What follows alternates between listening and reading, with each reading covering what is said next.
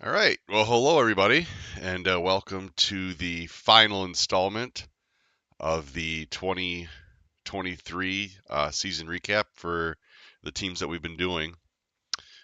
Today's teams we're going to look at Kyle Sykes, Megan Nalette, and Tony Mize. So I know in some of these installments I've been doing other updates for how the league meeting and stuff is shaping up. After this, I'm going to record a league meeting update. It'll be very, very brief. Just something very specific for the actual meeting type of stuff. So let's get into this right now. Let's do some recapping of Kyle Sykes' 2023 season. Now, unfortunately, Kyle didn't have the strongest of years, of course. Finished with a 2-12 record, which put him 16th place overall. Of course, the plus side is he gets the most Easter eggs in the draft lottery this year.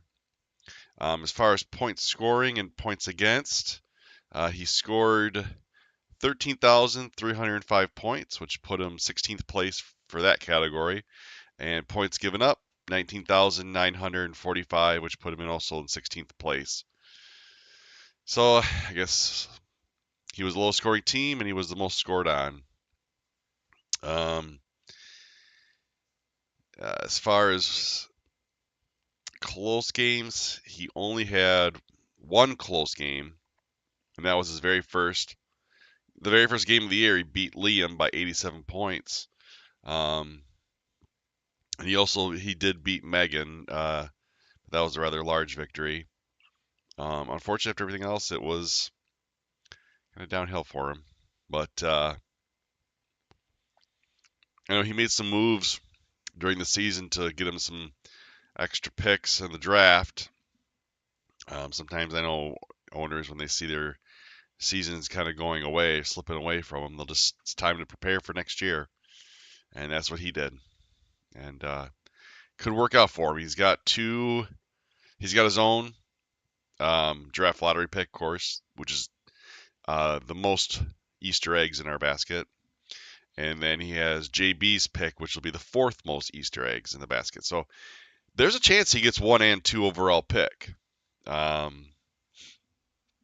It could happen.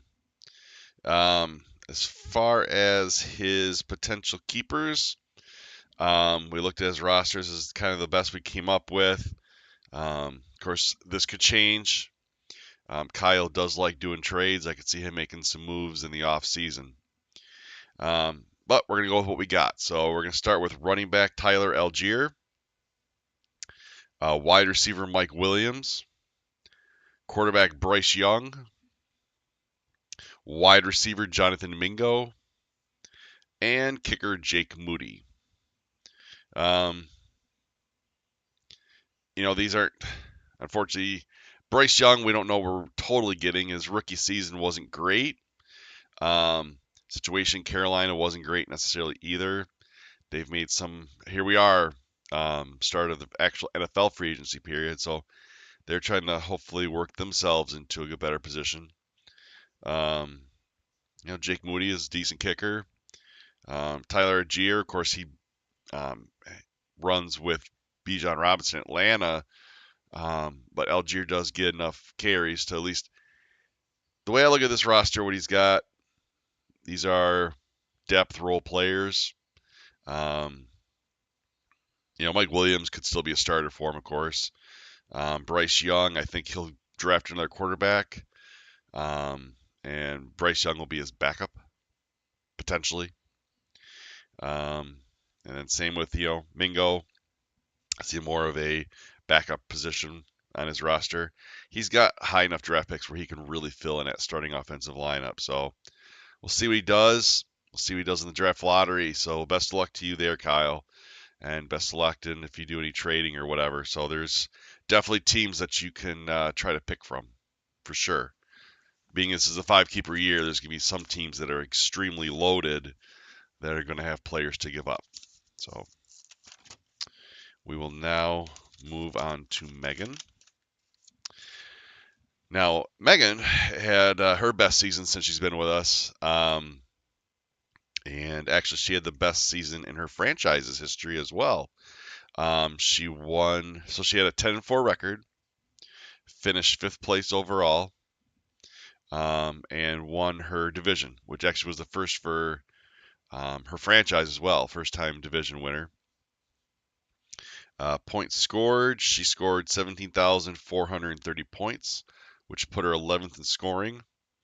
Points against, she gave up 16,633 points, which was second overall. So the one thing teams did when they came against her is they didn't bring their best, or they had their off weeks or whatever. Didn't have a ton of close games. Had some though. But all of the close games, there's only one that she lost of the close games. She won all the rest. So that's, you can say she's key in the clutch. Yeah, the only game that she lost was she lost to Liam by 89. But yeah, she beat JB by 56. She beat me by 103. It's close enough to 100. She beat Jimmy by 52. She beat Rich by 45. So in clutch moments, she was big. So if she was to have turned that Liam loss around into a win, that would have put her 11-4, which would have given her. Double check this. If she would have beat Liam, that would have given her a first round bye. She would have been the second seed.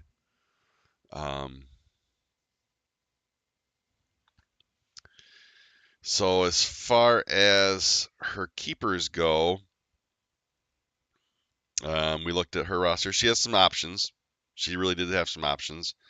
So we're going to start with running back Jahmyr Gibbs, who was her first overall pick.